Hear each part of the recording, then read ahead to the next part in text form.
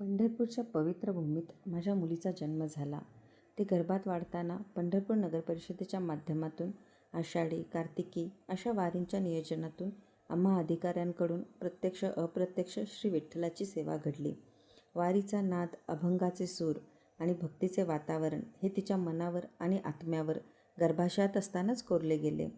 आज अवघ्या ती 10 महिन्यांची आहे, पण जेव्हा जेव्हा घरात विठ्ठलाचे गाणे किंवा भजन लागते तेव्हा तिच्या चेहऱ्यावरचा आनंद हा पाहण्यासारखा असतो. ती स्वतःच्याच तालात टाळ्या वाजवते, नाचू लागते. हे दृश्य पाहून मनात एकच भावना येते. हे तिच्या जन्माचे आणि ती पोटात असताना ज्या संस्काराच्या वातावरणात रुजली त्याच भक्तीचे आणि सेवेचे हे गोड फळ आहे.